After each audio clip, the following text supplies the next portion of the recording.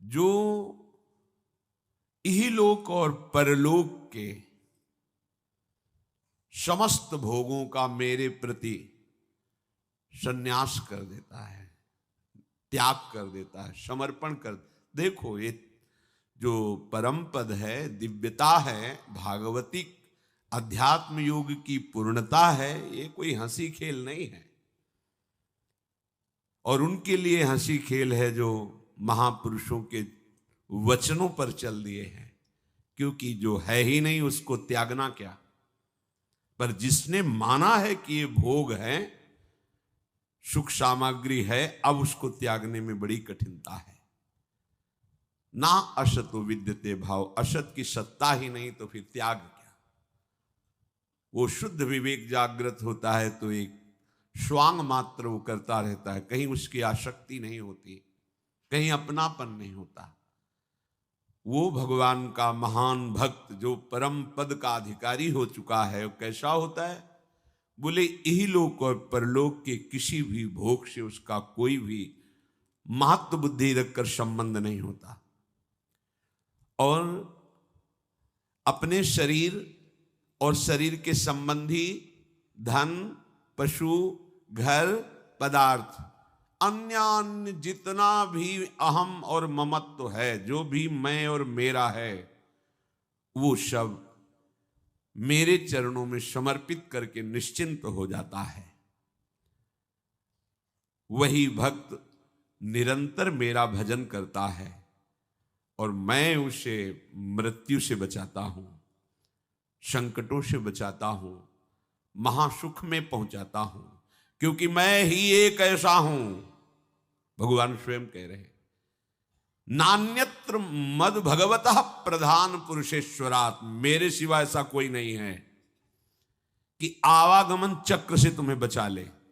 स्पष्ट कह रहे, नान्यत्र, दूसरा कोई नहीं, क्योंकि दूसरा कोई है ही नहीं। मद भगवता प्रधान पुरुषेश्वरात्, ईश्वरों का भी ईश्वर मैं हूं। ये भगवान कृपा करके वर्णन करते हैं। मेरे सिवा किसी का भी आश्रय लेने से तुम जन्म मृत्यु चक्र से नहीं बच सकते। उसके लिए इहलोक परलोक, शरीर, शरीर संबंध, शरीर संबंधी भोग, इन सब को भगवान है, भगवान का ही, उनको समर्पित करके तुम निश्चिंत होकर निरंतर भजन करो। तो भगवान कह रहे, भक्त्या तान मृत्यु रति पारये। भक्तों के जीवन में भारी विपत्तियों का सामना करना होता है। क्यों?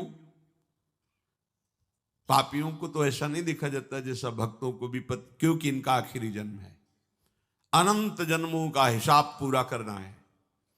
इसीलिए लोग डर जाते हैं कि भक्त होते हुए इनको इतना कष्ट, इनकी इतनी विपत्ति, तो मेरे तो आचरण ही ऐसे नहीं, जब इनके भजन का प्रभाव इनको सुखी नहीं कर सकता तो मेरे को क्या सुखी करेगा। तो ये अज्ञान है। भक्त को जो सुख प्राप्त है और प्राप्त होगा, वो त्रिकाल में किसी अन्य साधना वालों को भी प्राप्त नहीं होता। फिर विषयी पुरुषों की तो बात है, तुम उन्हें सुख समझ रहे हो। जो अच्छे से अच्छे पदार्थ खाने के बाद 6 घंटे के बाद मल बन जाता है, चाहे जितना सुंदर पेय हो, मूत्र बन जाता है। और ऐसे थैले में, ऐसे शरीर में राग करना, ऐसे शरीरों में सुख भोग करना, कौन सी बुद्धिमानी है? कौन सा सुख है जो तुम्हें तृप्त कर पाया अब तक? महाभाग्यशाली जन है जो विवेक का आश्रय लेकर इस व्यवहार प्रपंच को करते हुए निरंतर भजन परायण, जिसका जीवन भगवान में समर्पित है, ऐसा चमत्कार प्रकट होता है आंतरिक। ये बाह्य मायाकृत है, वो किसी साधना से नहीं, क्योंकि साधन पक्ष भी देखा, कृपा पक्ष भी देखा। जब किसी भक्त का किसी परिवार में अवतार होता है, अवतरण होता है, जन्म होता है, तो वहां विध्वंस लीला प्रारंभ हो जाती, विनाश लीला।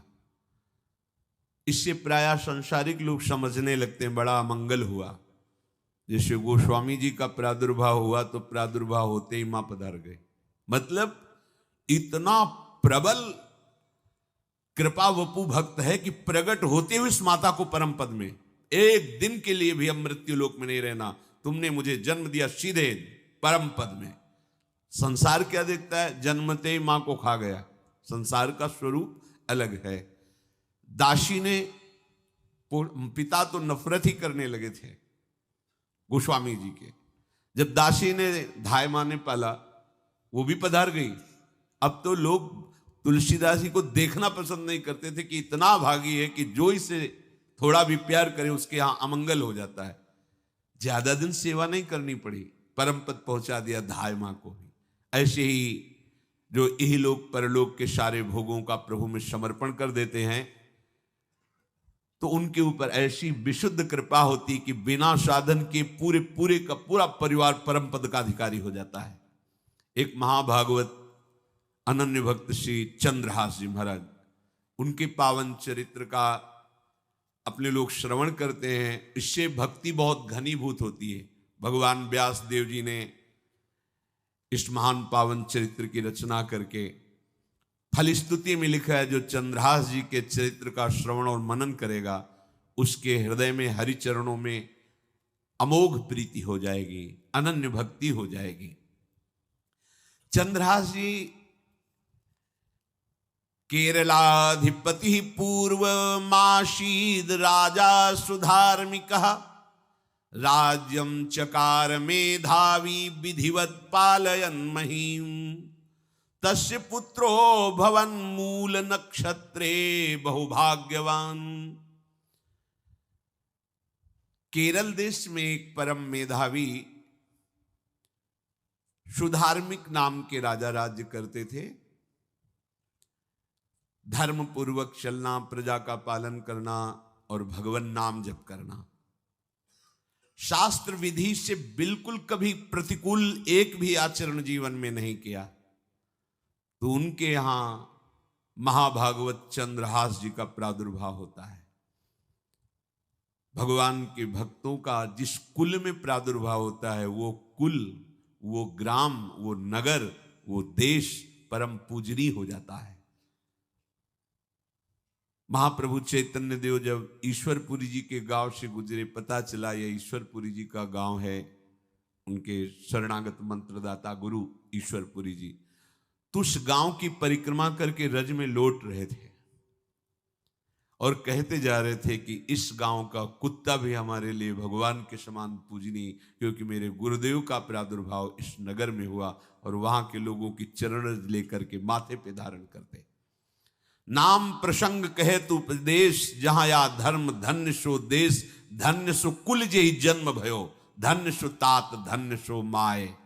माता पिता कुल परिवार 21 पीढ़ियां तर जाती है यदि भगवान का महाभागवत कोई भक्त पैदा हो जाए। ये महाभाग्यशाली मूल नक्षत्र में प्रकट हुए। लौकिक में अमंगल माना जाता है और भाव में देखो तो मूल कौन है? नक्षत्र भगवान। ऊर्ध्वमूल मधा शाखा मुसत्थम प्राहुरव्ययम, सबके मूल कौन है? श्री भगवान। किस नक्षत्र में पैदा हुए? मूल में, भगवत स्वरूप। और लोक में माना जाता है कि मूलन में पैदा हुआ है लड़का, अमंगल है, कुछ नष्ट ही होगा। संसार बड़ा विचित्र है। और प्रमाण भी दे देते हैं। प्रभु की लीला ऐसी कि उनके रहस्य को ना जानने के कारण प्रमाण भी ऐसे प्रकट हो जाते हैं कि हाँ, मंगल देखो हुआ ना। इधर बधाई प्रारंभ है कि राजकुमार का प्रादुर्भाव हुआ है। जैसे गोस्वामी जी जन्मते ही श्री मुख से उच्चारण किया, राम। अहो भाग, बालक रोते हैं, गोस्वामी जी रोए नहीं थे। प्रकट हुए तो बोले राम। चंद्रहास जी प्रकट हुए तो बोले कृष्ण। जैसे बालक रोता है ऐसे उनकी आवाज में निकला कृष्ण कृष्ण। बड़ा आनंद हुआ सुधार्मिक राजा को कि हमारे कोई महाभागवत पधारा है, क्योंकि ये भजन करके पूर्व जन्म में ऐसी भागवती की स्थिति प्राप्त की कि अबोध अवस्था में ही श्रीमुख से कृष्ण नाम निकल रहा है। आनंद उत्सव मनाया जा रहा है। राजा है, राजकुमार प्रकट हुआ। और दूसरी बात, वो स्वयं भक्त हैं और भगवान का ऐसा भक्त जो जन्म लेते ही कृष्ण नाम उच्चारण किया। ये आनंद ज्यादा दिन टिका नहीं। रोज बधाइयां हो रही, आनंद उत्सव मनाए जा रहे। शत्रु पक्ष के राजाओं ने मिलकर कहा यही अवसर है, आक्रमण कर दिया जाए और केरलाधिपति का सब पूरा महल घेर करके कोई एक भी न बचने पावे। शत्रु पक्ष के राजाओं ने घेर लिया। हुतो एक नृपता के सुत चंद्रहास भयो, परियों विपत्ति धाई लाई और पुर है। राजा को दीवान ताके रही घर आन बाल, आपने समान संग खेले रस ढुर है। भयो ब्रह्म भोज कोई ऐसोई संयोग बन्यो, आए वे कुमार जहां विप्रन को सुर है। बोली उठे सबे तेरी सुता को जो पति है, हुओ चाहे जान सुन गयो लाज घुर है। आसपास से राजा और सैनिकों ने घेर लिया। अब वो असावधान थे, आनंद में पुत्र हुआ है, बधाइयां, कोई संभावना ही नहीं थी। गुप्त रूप से शत्रु पक्ष के राजाओं ने आक्रमण करके घेर लिया। अब राजाओं की कई सेनाएं और इनकी असावधानी पूर्वक आनंदमयी वृत्ति में कोई पहले से पता हो तो तैयारी करते, तत्काल आक्रमण को रोकने का प्रयास किया पर असफल रहे। इनके सैनिक भी मारे गए, राजा भी मारे गए, राजमहल को घेर लिया गया, कोई भी एक भी बच के न जाने पावे। तो राजमाता जिनसे चंद्रहास जी का प्रादुर्भाव हुआ था, उन्होंने धाय मां को कहा कि मेरे पुत्र को बचाने में तुम समर्थ हो, मेरे तो प्राण नहीं बचेंगे, अगर ये लोग नहीं मारते तो मैं अपने पति के शव के साथ सती हो जाऊंगी। पहले ऐसी धार्मिक निष्ठा माताओं बहनों में होती थी कि धाय मां ने विचार किया कैसे बचा सकती हूं, आसपास तो सब सैनिक घेरे हुए हैं। तत्काल उसने विचार किया कि अगर हम इनको राजकुमार की तरह ले जाती है तो हमें भी मारा जाएगा और इनको भी मारा जाएगा।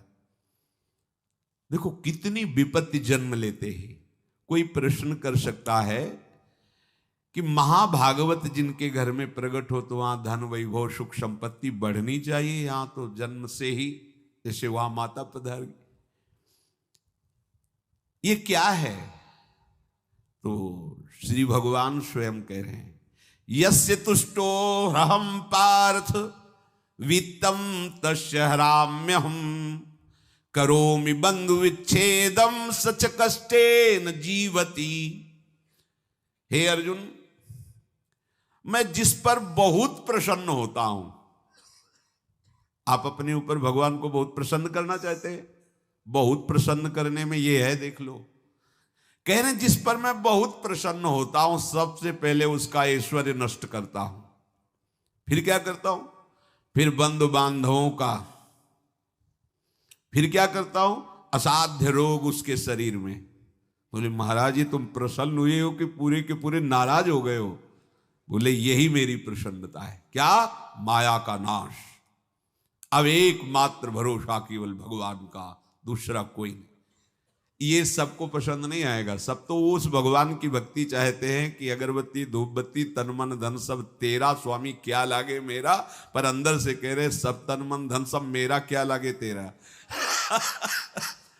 ऐसे तो चलेगी भक्ति। लेकिन कई बार सत्संग में पीछे धाम में कहा था कि भगवान को रिझाकर लोक मांगोगे तो चैन से रह लोगे, और अगर उनसे प्यार करने की बात मन में ठानी कि बस मुझे केवल आपकी आंखों में आंखों को मिला करके जीवन व्यतीत करना है, मुझे और कुछ नहीं चाहिए, तो फिर लाडले आपको दुसरिहा का कोई आश्रय रहने नहीं देंगे। ध्यान रखना, जितने दुसरिहा होंगे तो ये बर्दाश्त हो तो कदम आगे बढ़ावे। बहुत प्रसन्न हो जाओ ठाकुर हम पे, तो कह रहे यस्य तुष्टो ह्रहम पार्थ वित्तम तस्य हराम्य हम, करोमि बंधु विच्छेदम सच कष्टेन जीवति। जितनी श्वासें रहेंगी भयंकर कष्ट में उसको व्यतीत करने के लिए दूंगा। ये दंड नहीं है, ये पुरस्कार है। अनंत जन्मों का हिसाब बराबर करके कहीं इसकी वृत्ति मेरे से हट न जाए, ऐसे घेरे में डाल के अखंड चिंतन करवा के सजयति जयति जग उच्चरे। जाको करत श्याम सहाई, प्रथम बरनो कृपा क्रम हो विषय मूल गवाई। कुल कुटुंब बल वित्त हीनो दीन के दुखदाई, आपने को करजु लीनो आप ही अपनाई। कह रहे हैं अब मैं वर्णन करता हूं श्याम सुंदर जिस पर कृपा करते हैं उस पर कैसा बर्ताव करते हैं। बोले सबसे पहले उसके विषय भोगों का नाश कर देते हैं, फिर दूसरी कृपा कोई परिवार का, कोई मित्र, कोई रिश्ते नातेदार उसकी तरफ देखेगा भी नहीं। फिर ऐसा दुख प्रदान करते हैं कि केवल एक भरोसा रह जाता है, एक भरोसो, एक बल, एक आस विश्वास, बस नाथ आपके सिवा अब हमारा कोई नहीं। बस वहीं से जो चमत्कार प्रकट होता है, त्रिभुवन में कोई उसकी समानता नहीं कर सकता जिस पर ठाकुर की कृपा है। पर इस कृपा को हजम करने के लिए इसीलिए संत संग किया जाता है कि पहले से वो तैयार कर देते हैं। जैसे आर्मी की ट्रेनिंग होती है ना, ट्रेनिंग के बाद भी बॉर्डर में लगाया जाता है, ऐसे ही संतजन ये ट्रेनिंग देते हैं। अब जो टिके तो टिके, नहीं तो घर बैठे जाके। अगर टिक गया तो गुरु मेहरबान, तो चेला पहलवान, भगवान भी परास्त नहीं कर सकते। उसमें ऐसी सामर्थ्य आ जाती है कि हर प्रभु के द्वारा दिए गए विधान को हंस करके स्वीकार कर लेता है। और ऐसा नहीं कि उसको कष्ट होता है, ये लोक भाषा में भगवान कह रहे हैं सच कष्टेन जीविता। नहीं तो जिस चिदानंद में वो सुख भोगता है वो ब्रह्मा को भी नहीं प्राप्त है जो भक्त को प्राप्त होता है। भक्त का वैभव दिव्य होता है, चिदानंद में होता है। ये तो पापियों के पास भी वैभव है, रुपया पैसा कुटुंब परिवार। भगवान के दास के पास जो वैभव होता है वो अचिंत्य है, तुम चिंतन भी नहीं कर सकते, ऐसा वैभव होता है। धाय माने सेविका का रूप तत्काल लिया, जैसे पोछा झाड़ू लगाने वाली, और कुछ दोने पत्तल डाले, उनके नीचे चंद्रहास जी को डाला, ऊपर से करके ऐसे माथे पे रख के निकली। सैनिकों ने पूछा इसमें क्या है, तो उनका राजघराने के दोने पत्ते जूठे दिखा। ऐसे नीचे किया तो देखा सब ऊपर जूठन पड़ा। हाँ चल निकल जल्दी, भाग यहां से निकल। बस वो भागी, बचा ले गई। ऐसा ही चित्तौड़ के महाराणा संग्राम सिंह जब वीरगति को प्राप्त हुए तो विक्रम सिंह को गद्दी पर बैठाला गया, पर वो अयोग्य साबित हुए। तो राजपूत सरदारों ने, अभी 6 वर्ष के ही उदय सिंह थे, उनको राज सिंहासन पर बैठाल करके अपने हाथ में शासन लिया। सिंहासन के अधिकारी उदय सिंह 6 वर्ष के थे। सुरक्षा में दासी पुत्र बनवीर को सौंपा। बनवीर का दिमाग बदल गया कि 6 वर्ष का इसको काट देते हैं, हम राजा बन जाते हैं। वो पिशाच की तरह महल में घुसा और जितना भी राणा परिवार था सबको उसने काट दिया। और उदय सिंह को काटने के लिए जब आगे बढ़ा तब धायमा ने विचार किया कि मेरा कर्तव्य क्या है। तो उसका पुत्र ठीक 6 वर्ष का उदय सिंह जैसा ही था। तत्काल उदय सिंह को दूसरी जगह लिटाकर अपने पुत्र को लिटाया और एक झाड़ू पोछा करने वाली को उदय सिंह को दिया कि तुम गंगा के किनारे मिलना, नदी के किनारे, मैं वहां जाऊंगी। तो बनवीर आया और कहा उदय सिंह कहाँ है, तो अपने पुत्र की तरफ अंगुली कर। कैसा धर्म रक्षा में ये बलवान सेवक जन होते थे। धाय मां है, अपने पुत्र को अपने आंखों से, अपने इशारे से कटवा रही, लेकिन राजपुत्र की रक्षा की। तुरंत बनवीर ने देखा नहीं और काट दिया। और उदय सिंह को, तो जब उदय सिंह तैयार हुए थे तो राजमाता की तरह सम्मान करते थे। धाय मां का सिंहासन से उतरकर पैरों में सर रखते थे कि तेरी कृपा से बचे। ऐसे ही चंद्रहास जी को उस दासी ने, जो धाय मां ने बचा लिया, वो कुंतलपुर पहुंची और वहां के जो मंत्री दृष्ट बुद्धि थे उनसे प्रार्थना की कि मैं सेवा कला में बड़ी प्रवीण हूं और ये मेरा पुत्र है, अगर आपकी कृपा हो जाए तो कुछ समय के लिए हम आपकी सेवा में, महल सेवा में रहेंगी और हमारे पुत्र का पालन पोषण हो जाएगा। उनकी परीक्षा ली गई तो राजघराने की सेविका थी, परम प्रवीण थी, पर उन्होंने ये परिचय नहीं बताया। विधि विधान से राज्य की सेवा में प्रवीण दासी पाकर उसको अच्छा लगा, ठीक है आप रह सकती है। अभी चंद्रहास जी 3 वर्ष के ही थे कि धायमा पधार गई और ये हर समय कृष्ण कृष्ण कृष्ण कृष्ण कृष्ण नाम इनके चलता रहता था। शोभर्कस्त्रयाब्दिको गौरो लक्षणैरभिलक्षितः ततः सपंचत्व मगमत्र धात्री बालम विनाशति। अब जो उनका दुलार करने वाली थी धायमा वो भी पधार गई तो कौन उनकी तरफ देखे, पर बहुत ही गौर वर्ण, बड़े ही सुंदर। अब वो गलियों में भटकने, निकाल दिया महल से जब धायमा मर गई, क्योंकि धायमा की सेवा कारण उनको रखा गया था। 3 वर्ष के बालक गलियों में, तो कोई भी माँ देखती उनको तो कोई उनको वस्त्र पहना देती, कोई भोजन करा देती। ऐसे ही भगवान के भक्तों की बड़ी विचित्र लीला होती है। गोस्वामी जी को कोई दरवाजे पे खड़ा नहीं होने देता था, तुलसीदास जी को। अगर वो किसी भूख से प्रेरित होकर बाल रूप ही थे किसी के दरवाजे, अरे बड़ा भागा इसको हटा दो, जन्मते माँ मर गई, धाय माँ भी मर गई, कोई भी अगर इसे एक रोटी देगा तो विपत्ति आ जाएगी। तो साक्षात भवानी अन्नपूर्णा अम्बा एकांत में गोस्वामी जी को भोजन पवाती थी आकर के, दुलार करके।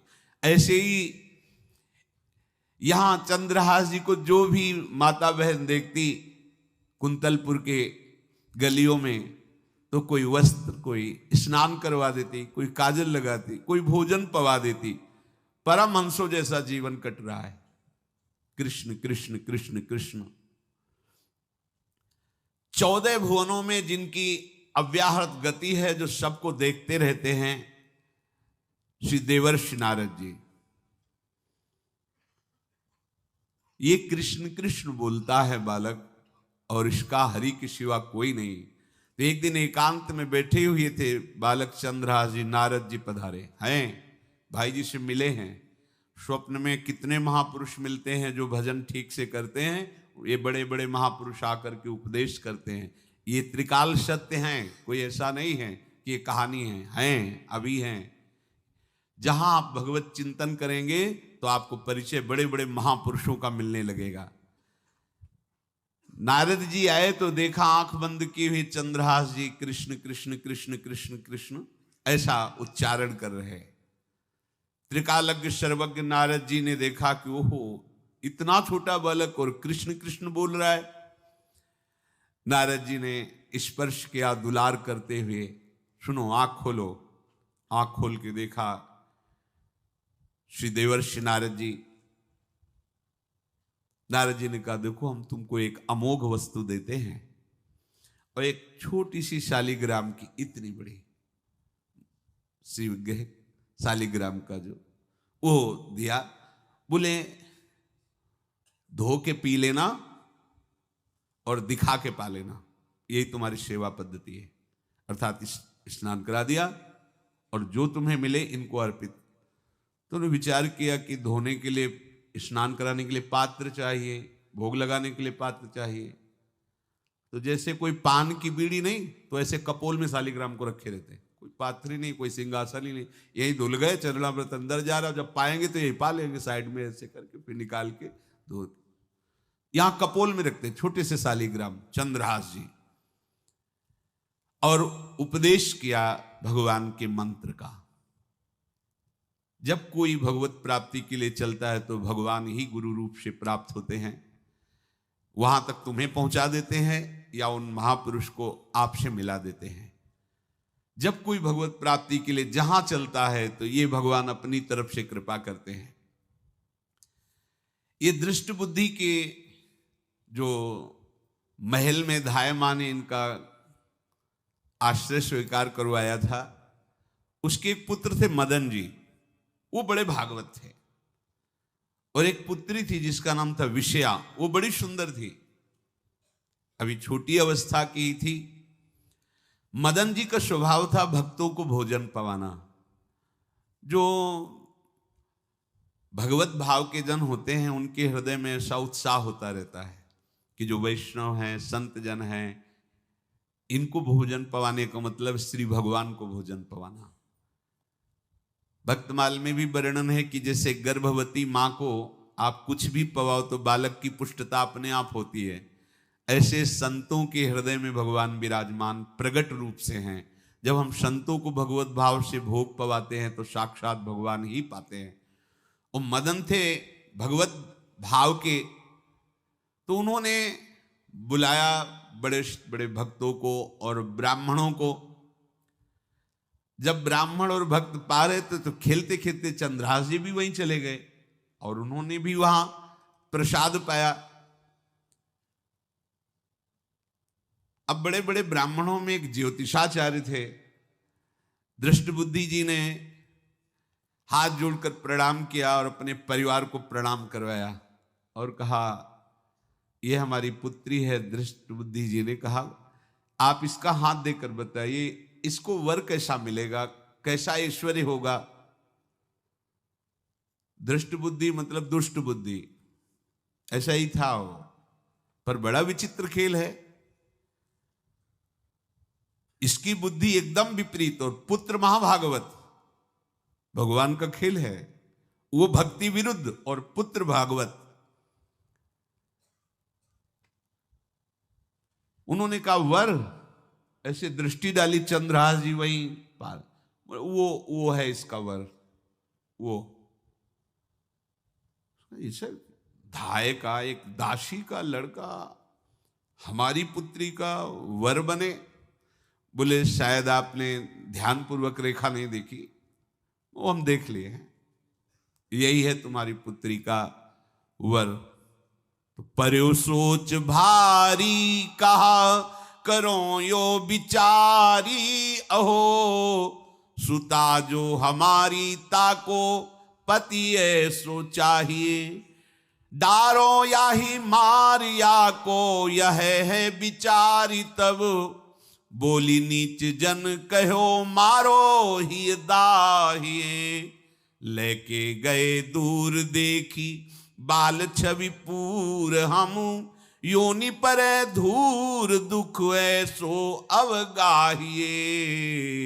बोले अकुलाए तो ही मारेंगे सहाय कौन, मांगो एक बात जब कहो तब बाहिए। दृष्टबुद्धि ने विचार किया कि एक भिखमंगा हमारी राजकुमारी पुत्री का दूल्हा बनेगा। पंडित जी को तो दक्षिणा दी, विदा किया और सैनिकों से कहा घर से निकलने न पावे बालक, क्योंकि ज्योतिष पक्की, ज्योतिष शास्त्र सत्य है पर उसका सम्यक ज्ञान होना चाहिए। भला मुझ सम्राट के मंत्री की पुत्री, वो महामंत्री हैं दृष्टबुद्धि, और ये एक भिखमंगा कैसे हो सकता है। बड़ा हृदय में जलन हुआ, ये तो बड़ी अपकीर्ति और दुर्भाग्य का विषय होगा, इसी को मरवा डालते हैं, काम खत्म हो जाएगा। निश्चय किया और जल्लादों को बुलाया और कहा बालक जो पंगत में भोग पा रहा है इसको ले जाओ और जंगल में मार के, और इसका कोई अंग हमें काट के दिखाओ कि हम मार, मतलब पक्का मार देना है। क्योंकि वो इतने सुंदर थे, इतने सुशील थे, इतने प्यारे लगते थे कि कोई भी मारने के लिए तैयार। इसीलिए उसने शर्त रखी, इनका अंग काट करके हमको प्रमाण में दिखाया जाए कि मार दिए गए हैं। ततो देवा स भगवान चांडालास्तान मुमुहत, मोहितास्त्वन्त्यजा वाक्य मब्रुवन कीदृशः शिशु। चांडालों ने हाथ पकड़ा चंद्रहास जी को, ले गए। चंद्रहास जी का स्पर्श करते हुए उनको ऐसा दुलार होने लगा हृदय में, जैसे मां को अपने बच्चे से दुलार होता है। स्पर्श करते, दरस परस अघनाश, भक्त का स्पर्श ही पापों का नाश कर देता है। वो दो जल्लाद आपस में कहने लगे भाई जीवन हो गया लोगों को मारते हुए, कभी कोई पुण्य का काम नहीं किया। ये देखो भक्त संग का प्रभाव। इस सुकुमार विशाल नेत्र, कैसा सुंदर बालक जो हमारे चित्त को चुरा रहा है, इस दुष्ट बुद्धि मंत्री ने आदेश किया मारने का, भला इससे क्या बिगाड़ा इनका, क्यों मारना चाहता है? देखो वैसे तो महापापी है ही हैं, क्योंकि जल्लाद घर में जन्मे हैं, पूर्व जन्म के पापों के अनुसार इस जन्म में न जाने कितनों को हमने काटा है। पर पता नहीं क्या हो रहा है, मेरे हृदय में ऐसी हिम्मत नहीं आ रही कि इस बालक को मैं मार सकूं। दूसरे ने कहा फिर अगर उसको तुम नहीं मारोगे तो तुम मारे जाओगे, कुछ तो करना पड़ेगा। नहीं नहीं, इस छोटे से बालक से क्या किसी को नुकसान। एकांत जंगल में ले गए और कहा तुम जानते हो हम तुम्हें किस लिए बुलाए हैं? चंद्रहास जी बालक थे, 5 वर्ष की आयु अब हो गई थी। तो उनका मुझे पता नहीं कि आप क्यों लाए हैं। बोले हम जल्लाद हैं, तुम्हें मारने का हुक्म दृष्ट बुद्धि ने दिया है, मारना तो पड़ेगा ही तुम्हें। हमारी इच्छा नहीं कि मारें, पर हम तुम्हें अंतिम बात पूछते, तुम्हें कुछ भी पसंद हो, कुछ भी, तो तुम कहो, हम तुम्हारे लिए ला के देंगे। जो तुम्हें चाहिए बोलो, पर हमें वध करना पड़ेगा तुम्हारा। तो उनका मुझे कुछ और नहीं चाहिए, बस थोड़ा सा समय चाहिए। यदि आप मारना ही चाहते हो तो थोड़ा हमारी पूजा है हम कर ले, इसके बाद मार लीजिए। आपको तो बल है, अस्त्र हैं, मैं तो बालक हूं। उनका हाँ हम तुम्हें समय देते, तुम किसी को पुकार भी सकते हो, जो तुम करना चाहो कर सकते हो। चंद्रहास जी का मुझे मृत्यु का भय नहीं, बस कुछ समय दे दे। पूरा महाभारत हो गया था, टिटिहरी के अंडे नहीं फूटे थे। वहीं टिटिहरी का, तो टिटिहरी एक पक्षी होती है ना, टे टे करके उड़ती है, तो उसके अंडों के ऊपर एक हाथी का घंटा हो गया, गिर गया ऐसे। सब पूरा महाभारत में सब नष्ट भ्रष्ट, वो अंडे वैसे सुरक्षित। तो जो प्रभु भारत युद्ध में राखे भरही अंड, सोई मुंह को राखे जो राखत ब्रह्मांड।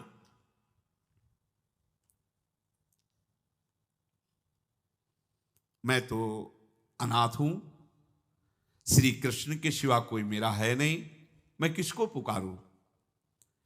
मेरा आश्रय तो एकमात्र वही प्रभु हैं। और निकाला शालिग्राम, यही सिंहासन है शालिग्राम का।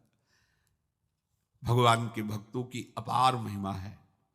मान लीनो बोलवे कपोल मध्य गोल, एक गंडकी कुशुत काढ़ सेवा नी कीनी है। क्या सेवा? वहां कोई पंचपात्र गंगा जल सब थोड़ी है, लेकर बस आंसुओं से अभिषिक्त कर रहे हैं। प्रभु मुझे तो कोई ज्ञान नहीं कि आपकी सेवा कैसे की जाती, मैं तो अपने मुख में ही आपको रखता हूं। अब मेरे जीवन का अंत होने जा रहा है, बस मैं यही प्रार्थना करता हूं कि मैं आपके ही समीप पहुंचूं, आपका ही स्मरण करूं, आपसे कभी विलग न हूं, एक भी वृत्ति आपसे कभी विलग न जाए। भयो तदाकार यो निहार सुख भार भरी, नैनन की कोर ही सो आज्ञा बध दीनी है। श्याम सुंदर मुरली मनोहर ललित त्रिभंगी ध्यान करते हुए आंख खोली और इशारा किया, काट दो मुझे। जल्लादों ने जब देखा आंसू चल रहे ऐसा, वो बैठ गए अस्त्र रख के, कहने लगे भाई तुम मुझे मार दो, भले वो दृष्ट बुद्धि मुझे, मैं इस बालक को नहीं मार पाऊंगा, मेरी हिम्मत नहीं। अब कुछ भी हो, मेरा वध हो जाए, पर मैं इस बालक को, गिरे मुरझाई दया आई कछु भाए भरे, ढरे प्रभु और मति आनंद शोभिनी है। हुती छठी आंगुरी सो काट लई दूषण हो, भूषण ही भयो जाई कहीं सांच चीनी है। जब नेत्र का इशारा हुआ कि वध कर दो, तो जो बधिक मारने के लिए आए हत्यारे थे वो आनंद से एकदम प्रफुल्लित हुए और कहा मैं नहीं मार पाऊंगा तुम्हें। तो एक ने कहा देखो एक उपाय मुझे दिखाई दे रहा है, इस बालक में विशेषता तो है ही, पर इसके पैरों में देखो, बाएं पैर में एक छठी अंगुली भी है, किसी किसी को होती है। गांव में तो कहते छंगू या छंगा, जिससे होता है ना गांव में, और ये छंगा मतलब 6 अंगुली के। बोले इसको अगर काट लेते हैं तो प्रमाण भी सत्य, जिसकी कसम खवाएगा मैं खा लूंगा कि ये चंद्रहास जी के है, और मैं मार दिया। और कौन इस बालक को ढूंढेगा, जंगल में छोड़ देते हैं, अपनी तो सामर्थ्य नहीं। बदिकों ने, जल्लादों ने ऐसा ही किया और जाकर अंगुली दिखा दी, मैं बालक का वध करके आ गया हूं। उनको यह कि लाखों बार इन्होंने वध किया तो संशय का कोई रिश्तेदार थोड़ी है, वो तो बालक है, उसको मारने में क्या। हाँ ठीक है, मार दिया गया। अब वो जो चले गए तो अंगुली जो कटी थी उससे रक्त प्रवाह हो रहा है। कृष्ण कृष्ण जगन्नाथ वासुदेव जनार्दन, हे कृष्ण हे जगन्नाथ हे वासुदेव हे जनार्दन, ऐसे नाम उच्चारण करते हुए मूर्छित हो रहे हैं चंद्रहास जी। वो छोड़ करके जल्लाद चले गए। चंद्रहास जी भगवान का स्मरण कर रहे हैं तो जितने जंगल के मृग हैं वो सब मंडलाकार घेर के ऐसे। एक हुमा नाम का पंछी होता है, अगर उसके पंखे की छाया पड़ जाए तो चक्रवर्ती सम्राट का वैभव प्राप्त होता है। और वो भीड़ की भीड़ पक्षी आकर चंद्रहास जी के ऊपर ऐसे घेरे हुए हैं। आसपास मृग मृगी मृग शावक सब घेरे हुए हैं। बीच में चंद्रहास जी कृष्ण गोविंद दामोदर माधव ऐसे उच्चारण कर रहे हैं। जो भगवान के चिंतन में मगन रहना अपना स्वभाव बना लेता है, तो देखो ऐसे हत्यारों के हृदय में भी दया गई, क्योंकि दया समुद्र भगवान का स्मरण जो करते हैं उनमें ऐसी महामहिम दिव्यता आ जाती है। कोई भी कितना भी निर्दयी हो, अंदर से वो भले जल रहा है द्वेष के कारण, पर कहीं ना कहीं ये द्वेष आंतरिक राग का सूचक हो। वो भी भक्त को प्यार करता है, पर भक्ति ना होने के कारण वही उसका राग द्वेष में बदल जाता है। कोई भी हो, अंदर से जब भक्त के प्रति जलन पैदा करता है तो उसमें मूल होता है भक्त की महिमा, भक्त का महत्व, पर उसे ना प्राप्त, जैसे कहते हैं कि वो अंगूर खट्टे हैं और हट नहीं प्राप्त कर पाए तो अंगूर खट्टे हैं। बकाया महत्व सब के अंदर होता है। दुष्ट से भी दुष्ट के अंदर भगवान के भक्तों का महत्व होता है, क्योंकि सबके हृदय में भगवान विराजमान है। अब चंद्रहास जी भगवत स्मरण करते हुए पक्षियों के और मृग आदि के बीच में हैं।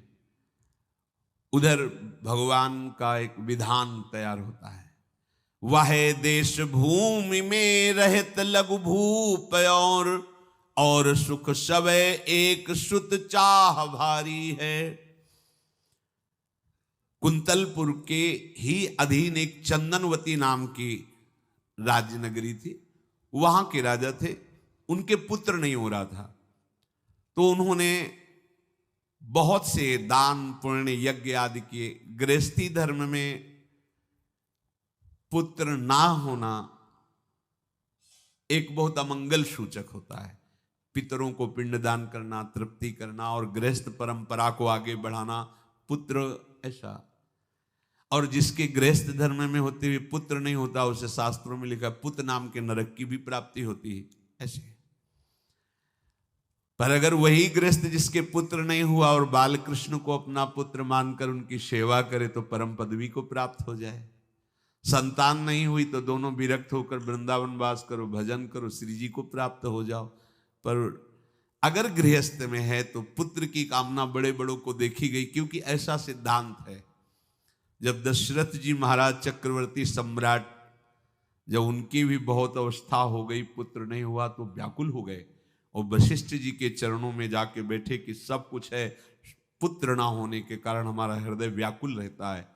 उन्होंने श्रृंगी ऋषि को बुलाकर पुत्रष्टि यज्ञ करवाई, जिससे भगवान 4 रूपों में प्रकट हुए, राम लक्ष्मण भरत शत्रुघ्न।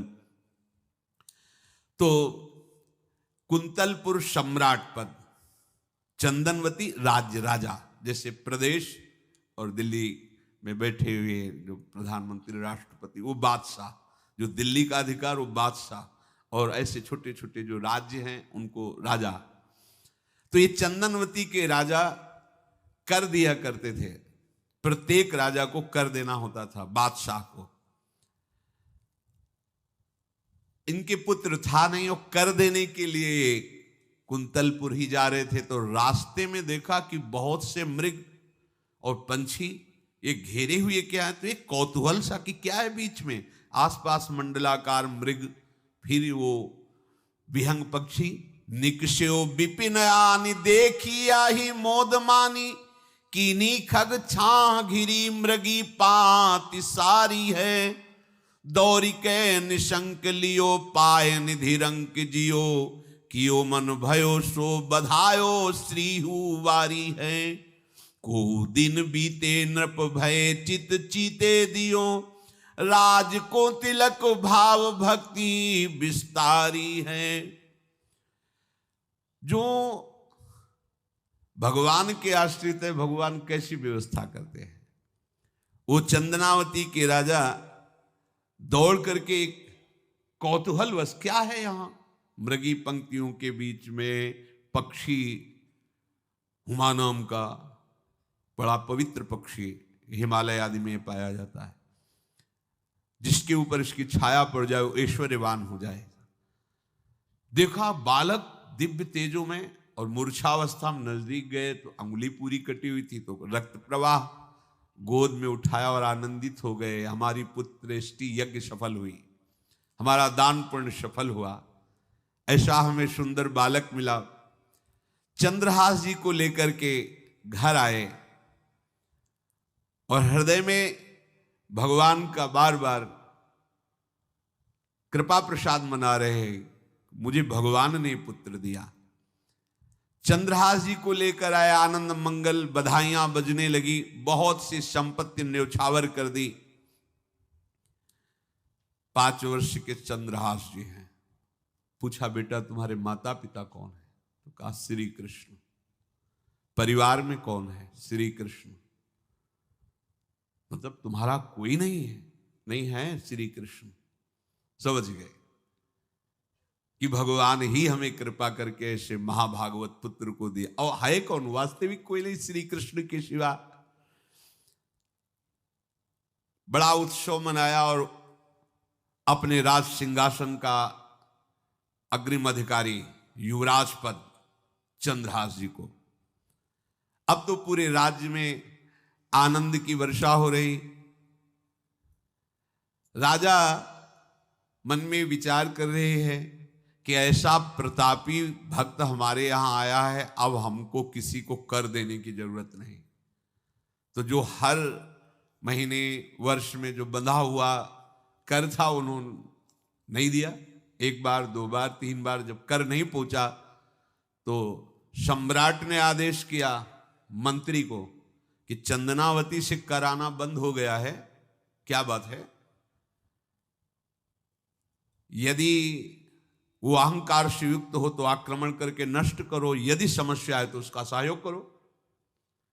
बादशाह के आदेश से वहां दृष्ट बुद्धि पहुंचे तो युवराज पद पर चंद्रहास जी विराज, जिनको मारने के लिए जल्लादों के हाथ में दे दिया था। पूरे पूर्वासी ऐसा प्रभाव चंद्रहास जी का है कि सब कृष्ण भजन करते हैं, सब आनंद में मगन रहते हैं। चंद्रहास जी थोड़ा सयाने हो गए थे तो पूर्ववासियों को उपदेश देते, एक बार हमारे राज्य में भोजन पाया जाएगा 24 घंटे में, और सबके घरों से आरती की शंखनाद घंटानाद सुनाई देना चाहिए। सबके यहां शाम के रोज नाम कीर्तन और भगवत कथा होनी चाहिए, क्योंकि आयुष्यम चपलम तादृक जल बुद्बुद सन्निभम चिंतयध्वम जनामूढ़ा माधवम वर्षम सुस्थिरम। भाइयों, ये आयु बड़ी चंचल है, कब शरीर छूट जाए पता नहीं, पानी का बुलबुला कब फूट जाए कोई पता नहीं। इसलिए माधव श्री कृष्ण का नाम कीर्तन, उनकी आरती पूजा, उनका ध्यान और एक टाइम भोजन पूरे नगर में। अब सोचो कितना भक्ति का प्रभाव होता है। पूरा नगर में हर घर में आरती पूजा कीर्तन। तो रहे जाके देश सो नरेश कछु पावे नाही, बाहबल जोर दियो सचिव पठाई के, आयो घर जान कियो अति सन्मान सो, बिछान लियो वह बाल मारो छल छाई के। दई लिखी चिट्ठी जाओ मेरे सुत हाथ दीजे, कीजे वही बात जाको आयो ले लिखाई के। गए पुर पास बाग सेवा मति पाग करी, भरी दृग नींद ने कुछ सोयो सुख पाई के। चक्रवर्ती सम्राट के लक्षण स्वाभाविक चंद्रहास जी में प्रकट होते थे।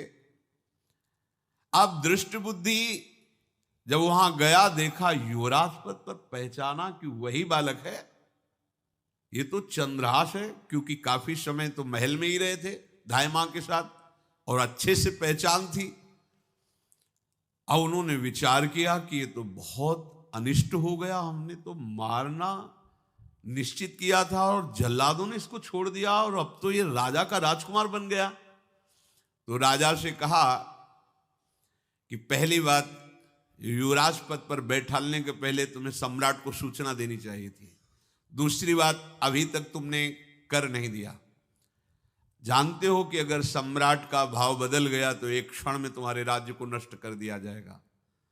तो राजा ने हाथ जोड़कर, चंद्रावती के राजा ने कहा, महाराज आप ही अब हमारी रक्षा कर सकते हो।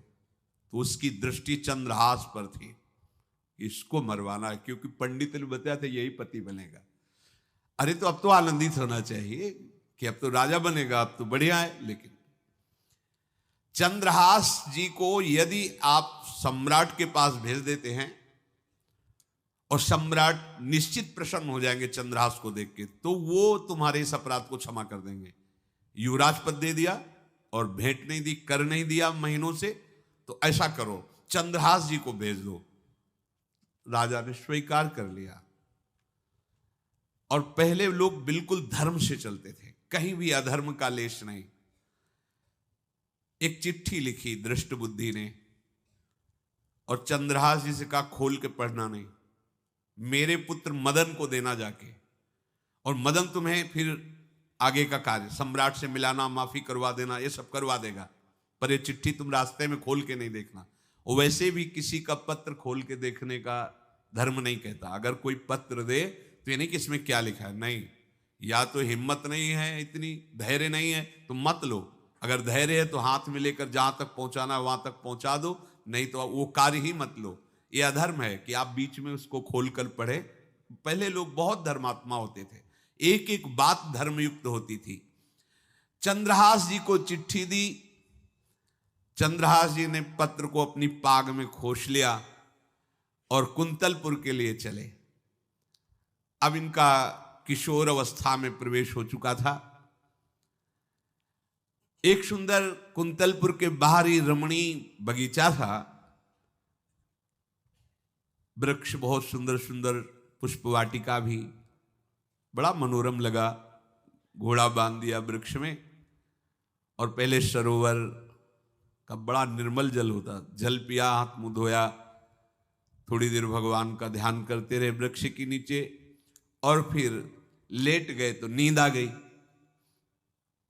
भगवान बड़े कृपालु हैं। जो भगवद आश्रित होता है त्रिभुवन में कोई उसका अमंगल नहीं कर सकता।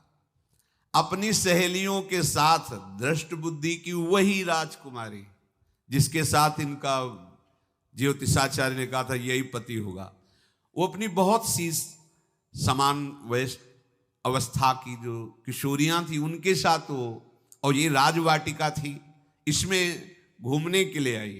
तो घोड़ा देखा तो उसने कहा यहां किसी का घोड़ा कैसे आ सकता है, हमें लगता है कोई यात्री इसमें प्रवेश कर गया, उसको पता नहीं होगा कि राजवाटिका है। खेलत सहेलिन मो आई वाही बाग मांझ, करी अनुराग भई न्यारी देखी रीझी है। पाग मदि पाती छवि माती झुकी खेच लई, बाची खोल लिख्यो विष दैन पिता खीजी है। विषयाशु नाम अभिराम दृग व्यंजन सो, विषया बनाई मन भाई रस भींजी है। आई मिली आलिन में लालन को ध्यान हिए, पिए मद मानो गृह आई तब धीजी है। वो अपने सहेलियों के साथ घूमते हुए उसी वृक्ष के नीचे पहुंची जा चंद्रहास नौ किशोर अवस्था, और जो भगवान का भजन करते हैं उनमें एक विशेष आकर्षण होता है जो साधारण आदमियों में नहीं होता। वो कैसा भी रूप हो उससे मतलब आकर्षण होता है, ऐसा लगता है इनके समीप बैठे रहे, इनको देखते रहे, इनकी बातें सुनते रहे, उनमें भगवत आकर्षण होता है। आंख मुंदी हुई शोर है, देखते ही पूर्व विधान के अनुसार उसका चित्त लुट गया। इतना सुंदर नौ किशोर अवस्था, आसपास देखा तो सखियां खेलने में लगी थी। पाग में एक चिट्ठी सी दिखाई दी तो झुक करके चुपचाप ऐसे नौ किशोर अवस्था में चंचलता भी होती है, चिट्ठी खोल करके देखा तो वैसे ही रूप माधुरी में आसक्त हो गई थी। पूर्व संस्कार से आकर्षण भी हुआ। इसने संस्कृत में लिखा था, विस्मस्मयी प्रदातव्यम त्वया मदन शत्रवे कार्या कार्यम न द्रष्टव्यम कर्तव्यम खलु में प्रियम। मदन पुत्र, उनके नाम था मदन। अय मदन, बिना कुछ विचार किए इसको विष दे देना जाते ही। क्या उचित है क्या अनुचित ये तुम्हें नहीं सोचना, मेरा प्रिय करना, मेरे आदेश का पालन, जाते ही से विष दे देना। पत्र उसने देखा वो पिताजी की बुद्धि खराब हो गई, ऐसे सुंदर नव किशोर को विष देने की बात लिख दी। और उसे बड़ा दुख हुआ कि पहली ही दृष्टि में, अभी तो इन्होंने आंख खोल के हमें देखा ही नहीं, और इनको इस सोई हुई मुद्रा में देख करके मेरे प्राण समर्पित हो गए, मेरा चित्त समर्पित हो गया। चलो, जब मेरी सखियों के नाम पुकारे जाते, हेमलता शशिकला आदि, तो मुझे चुभता था कि मेरा नाम पिताजी ने विषया क्यों रखा है। आज सार्थक हो गया, मेरा नाम सार्थक हो गया। काजल लगाई हुई थी, एक सीख से ऐसे काजल लिया, और एक संस्कृत में आ बनता है ऐसा, ऐसे बस ऐसे कर दो तो विषया हो गया। अब उसका अर्थ बदल गया, हे मदन, उचित अनुचित का विचार छोड़कर जाते ही इसे विषया प्रदान कर दो, ये मेरा प्रिय कार्य होगा। विषया पुत्री भगवान है, जैसी हो भवतव्यता तैसी बने सहाय, आप ना आवे आप परताई तहां ले जाए। तो ओ पत्र वही खोस दिया, और ये सुख हुआ कि तो जाएंगे भाई के पास ही ना, तो घर में ही तो जाएंगे, वहां इनकी इस प्रसन्न मुद्रा में बातचीत करते हुए मैं इनको देखूंगी। ये भगवान का विधान होता है। भगवान श्री राम जब पुष्प वाटिका में पुष्प चयन कर रहे तो श्री विदेह राजनंदनी जानकी जी की नूपुरों की ध्वनि कान में पड़ी, सावधान हो गए। लक्ष्मण जी से कहते, लक्ष्मण आज तक मेरे मन में ऐसा नहीं हुआ, ये नूपुर और कंकन की ध्वनि मेरे मन में व्याकुलता पैदा कर रही, और रघुवंशियों का स्वभाव ऐसा नहीं है, ये किसकी हो सकती है नूपुर ध्वनि। तो बोले भैया ये तो जनक जी का निज महल की वाटिका है, इसमें तो राज परिवार के सिवा किसी का प्रवेश ही नहीं होता। ऐसे ही बात कर रहे थे कि सामने से श्री विदेह राजनंदनी किशोरी जो जानकी जी, भगवान के पसीना आ गया माथे में ऐसा सुंदर स्वरूप। और लक्ष्मण जी से कहते, लक्ष्मण मुझे अपने मन पे विश्वास, मर्यादा पुरुषोत्तम भगवान, मुझे अपने मन पे विश्वास है कि कभी भी इसमें हलचल नहीं, पर आज कुछ हम संभाल नहीं पा रहे। ये विधान होता है ना, जानकी जी को देख, तो ये भगवान का विधान होता है जो ऐसा पवित्र भाव वाले।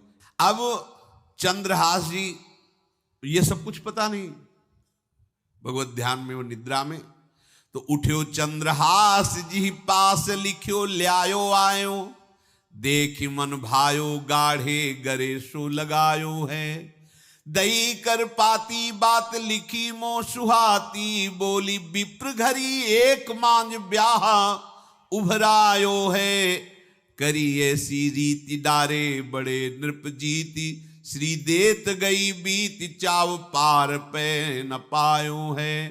आयो पिता नीच सुनि घूमि आई, मीच मानो बानो लखी दूल्हा को सूल सरसायो।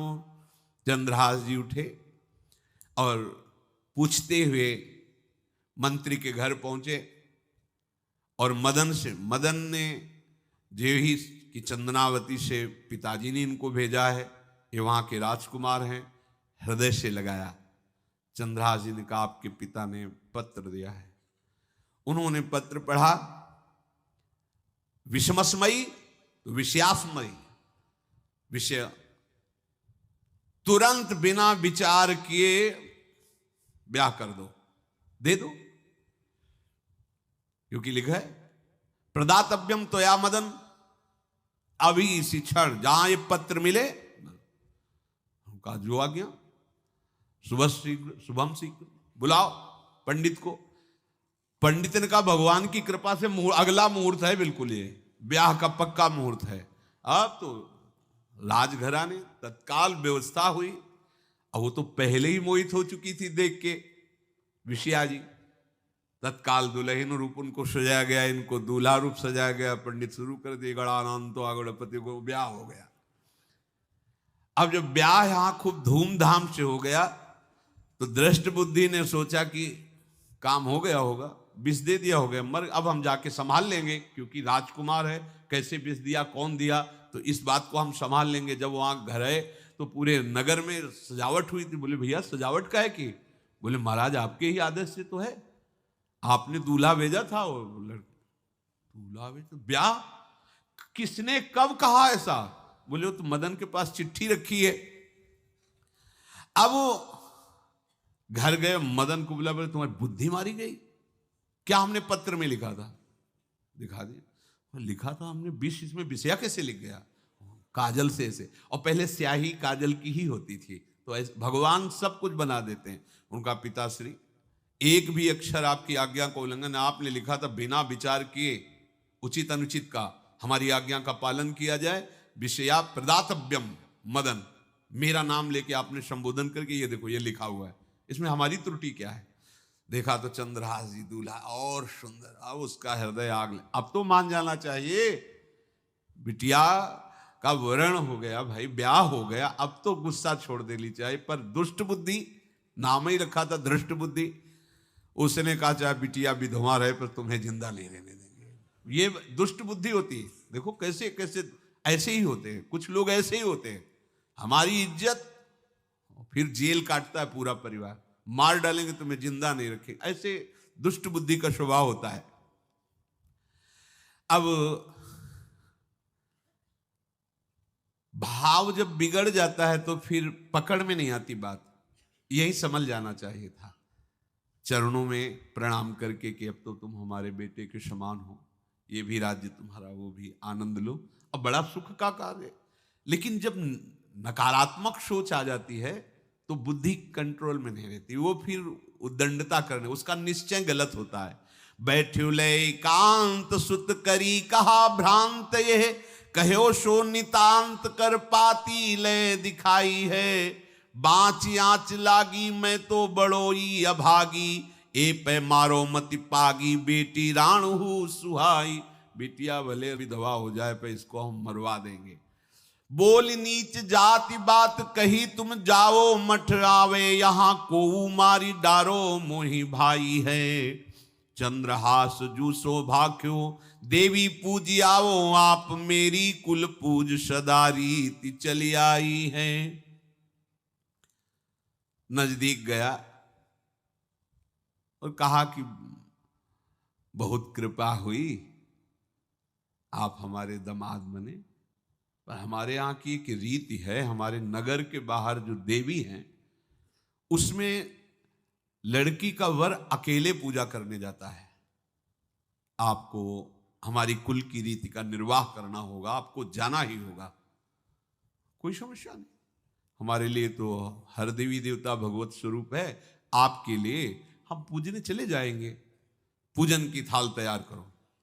और उधर कई बलवान सैनिकों को भेजा, देवी पूजने जो आ रहा है तत्काल उसे काट देना, किसी भी तरह बचना नहीं चाहिए, नहीं तुम सब मारे जाओगे। जो आदेश देवी मंदिर में सैनिकों को लगा दिया, जो आवे तत्काल मार देना, क्योंकि अब भेज ही रहे ना, तो नाम नहीं लिया, कहा जो आवे तत्काल मार देना, मेरा आदेश अगर बचा तो मैं तुम्हें मार दूंगा। उन राज सैनिकों ने जो बधिक स्वभाव के थे पहले से वहां लग गए।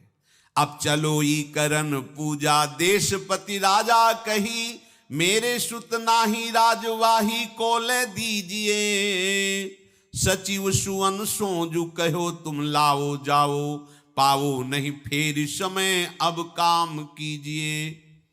बड़ा विचित्र भगवान का खेल है। वहां के चक्रवर्ती सम्राट जो थे बड़े बड़े विद्वान और ऋषियों से बातचीत कर रहे थे। उनका महाराज अब आपका राज सिंहासन पर बैठना राज्य के लिए अमंगल होगा, ऐसा समय आ रहा है। इस समय यदि चंद्रहास जी को सम्राट पद पर बैठाल दिया जाएगा तो आगे अकाल नहीं पड़ेगा और बड़ा मंगल होता चला जाएगा। ये मुहूर्त आपका राज सिंहासन पर से हटने का है, तो उनका प्रजा का मंगल हो और देश का मंगल हो, इसलिए हम बिल्कुल। मदन वहीं बैठे हुए थे। सचिव ने कहा तुरंत जाओ और जो तुम्हारे बहनोई बने हुए हैं चंद्रहास जी को लाओ। तो भागे। तो जो और सैनिक राज सैनिक थे पूछा किधर जा रहे हो? बोले वो अपने बहनोई चंद्रहास जी। बोले वो तो देवी पूजा के लिए गए। तो घर में जाके वो सीधे आगे बढ़े तो जा ही रहे थे थाल सजा कर देवी। बोले सुनो इसी समय मुहूर्त है, आपको देवी पूजा हम कर लेंगे जाके, या हम थाल लेके वहां बैठे रहेंगे, पहले सम्राट पद का वो अभिषेक करो फिर देवी पूजा हो जाएगी। ये तो घर की बात है, और देवी पूजा मैं करके आ रहा हूं, वो देवी पूजा के लिए और वो सम्राट पद के लिए बीच से ही। दौरे सुख पाई जाई मगही में लियो जाए, दियो सो पठाई नृप रंग माही भीजिए। अब जब जो सम्राट थे तो बहुत आनंदित हो गए, क्योंकि भगवान का भक्त तेजस्वी और बलवान शूरवीर योद्धा जो सम्राट पद पर बैठेगा तो अकाल नहीं पड़ेगा, सुख की सब प्रजा को वृत्ति प्राप्त होगी। बड़े आनंदित होकर इनका सम्राट पद पर अभिषेक हो रहा है। और दृष्ट बुद्धि के पुत्र जो मदन संतों और भक्तों का आदर करते थे, वो देवी पूजा, और वहां पहले उसने बोल रखा था जो आवे तो देवी अपमान ते न डरो सम्मान करो, जात मारी डार्यो या सो भाष्यो भूप लीजिए। चंद्रहास जी का सम्राट पद पर अभिषेक और मदन जी का देवी मंदिर में प्रवेश, और सैनिकों ने काट के फेंक दिया मदन को। ये जो पे कृपा रघुपति कृपाल की, बैर और की कहा सरे होई न बाको। बार भगत को जो कोई कोटि उपाय करे, गोस्वामी तुलसीदास जी लिख रहे, भगवान का कृपा पात्र जो भक्त है, किसकी ताकत है कि उससे बैर कर सके। चाहे कोई त्रिभुवन में हो, भक्त का बाल बांका नहीं कर सकता, चाहे करोड़ों करोड़ों उपाय कर ले।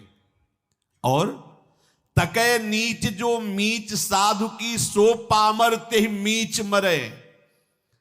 वेद विदित प्रहलाद कथा सुनि, को न भगति पथ पाम धरे। अगर तुम जिस भाव से साधु को नीचा दिखाना चाहोगे वही भाव तुम्हारा सर्वनाश कर देगा। वैसे ही देखो सर्वनाश हुआ ना, एक ही पुत्र और इसके आदेश से वह उल्टा खेल हो गया, पुत्र की ही हत्या हो गई और चंद्रहास जी को सम्राट पद पर अभिषेक किया जा रहा है। अब दृष्ट बुद्धि ने बड़ी प्रसन्नता अंदर है कि वो तो मार दिया गया होगा। सैनिक आए और बोले महाराज आपके पुत्र का वध हो गया है। पुत्र का वध कैसे? बोले आपने कहा था जो आए उसे मार देना, तो आपका पुत्र ही थाल लेकर पूजन। वो तो चंद्रहास, बोले उनका तो अभिषेक हो गया सम्राट पद पे, ये कैसे हो गया? अब अंदर भारी दुख उनके हृदय में। उन्होंने बताया कि तुम्हारे पुत्र को तो हम लोगों ने ही काट डाला आपके आदेश के अनुसार, आपने कहा था जो जाए उसे काट। अब तो छाती पीट पीट के, माथा फोड़ फोड़ के खूब रो रहा है। किसी का कोई भी बस नहीं चल सकता भगवान के भक्त के ऊपर। तंत्र मंत्र दुनिया का जितना भी सामर्थ्य है, ये भक्ति को ऐसे खिलवाड़ नहीं है। भगवान के भक्त को छोटा, गरीब, असहाय देख करके कभी अपमान मत कर देना।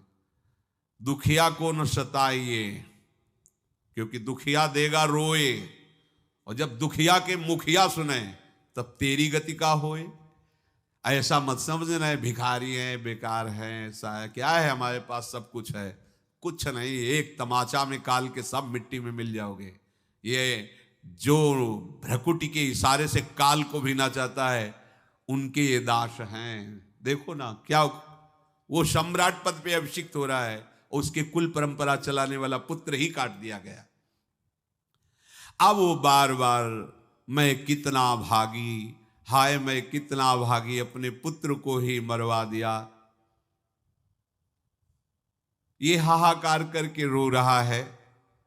चंद्रहास जी ने जब सुना तो उन्होंने कहा, अरे मृत्यु तो मेरी निश्चित थी, फिर मदन भैया को वो मेरी मृत्यु प्राप्त हुई।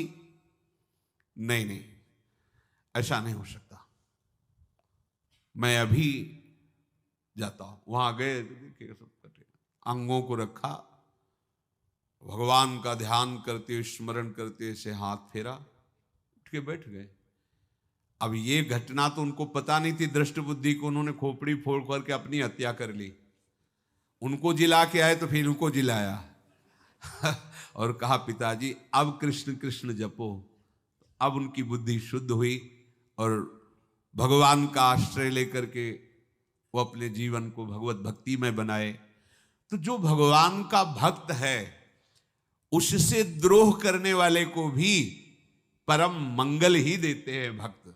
पर भक्ति में अनन्यता की आवश्यकता है। प्रारंभ इहलोक परलोक के सारे सुखों को भगवान के चरणों में समर्पित करके किसी व्यक्ति, वस्तु, स्थान का आश्रय नहीं होना चाहिए। कैसे जानोगे कि आपके हृदय में किसी व्यक्ति, वस्तु, स्थान का आश्रय है या प्रभु का? क्योंकि जो इस तरह से निकल पड़े उनकी तो बात अलग है, लेकिन जो घर में रह रहे हैं, राज परिवार में रह रहे हैं या सुख भोग में रह रहे हैं, वो कैसे जानेंगे कि हमारा आश्रय भगवान का है कि नहीं? जब आपको कोई विपत्ति पड़े तो उसी समय देखो आपका मन किधर गया। किसी फोन नंबर पर, किसी व्यक्ति के संबंध के लिए या किसी बल पर गया तो आश्रय भगवान का भी नहीं है। यदि सीधे भगवान पर गया, सीधे कहीं नहीं गया, सीधे भगवान पर, आश्रय भगवान। कोई सुख सम्मान हर्षोल्लास की बात आई तो अपने गुण पर गया, अपनी महिमा पर गया या भगवान की कृपा पर गया? अगर सीधे भगवान की कृपा पर गया कि ये तो हमारे प्रियाजू की कृपा से है, मुझ अधम के ऐसे भाग्य कहां, ये तो मेरी लाडली जू की कृपा।